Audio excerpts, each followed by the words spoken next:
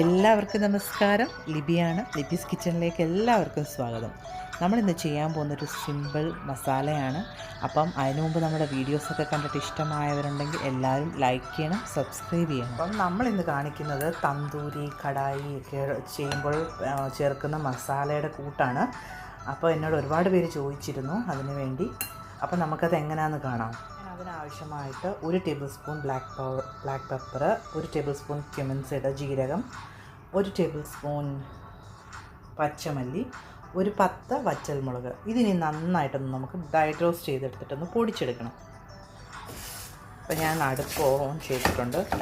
ഇതൊന്ന് ചൂടാക്കിയെടുക്കാം.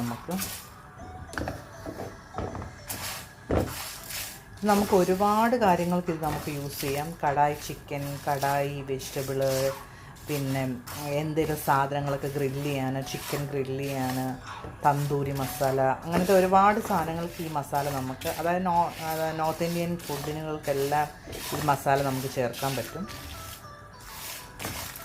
ഒരുപാടങ്ങ് റോസ്റ്റ് ആവണ്ട, ഇതിൻ്റെ ഒരു പച്ച മാറിയാൽ മതി.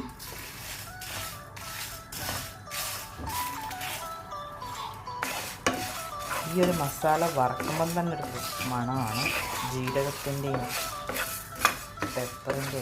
ഇതിൽ നമ്മൾ പെരുംജീരകം, ഗ്രാമ്പു, ഏലക്ക ഒന്നും ചേർക്കുന്നില്ല. അപ്പോൾ നമുക്ക് ഈ കറി വേറെ മസാല ചേർക്കാത്തവർക്ക് യൂസ് ചെയ്യാൻ പറ്റത്തില്ല. അപ്പോൾ നമ്മൾ എക്സ്ട്രാ ഗരം മസാല ചേർത്താൽ മതി.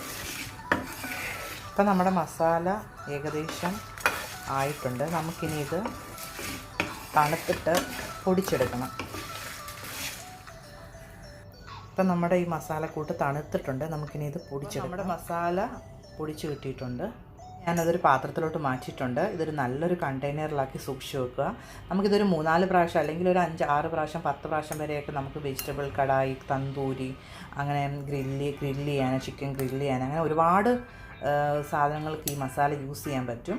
അപ്പോൾ എല്ലാവരും ഇത് പൊടിച്ച് വെച്ച് കഴിഞ്ഞാൽ നമുക്ക് പെട്ടെന്ന് ഒരു ഇൻസ്റ്റൻ്റായിട്ട് എന്തെങ്കിലും ചെയ്യണമെങ്കിൽ ചെയ്യാൻ പറ്റും.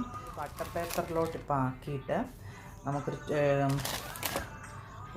ടിന്നിലോട്ട് എടുത്തിട്ട് വെക്കാം. അല്ലെങ്കിൽ ഇതിൻ്റെ മണമൊക്കെ പോവും, ഇതിൻ്റെ ഫ്ലേവറൊക്കെ അങ്ങ് പെട്ടെന്ന് പോകും. അപ്പോൾ നമ്മൾ നല്ലൊരു കണ്ടെയ്നറിലോട്ട് മാറ്റി സൂക്ഷിച്ച് വെക്കുക. ടിന്നിനകത്താക്കി വെച്ചിട്ടുണ്ട്. ഇതിനൊക്കെ ഇപ്പോൾ ഒരു 5-6 കറി ഉണ്ടാക്കാനുള്ള മസാലയുണ്ട്.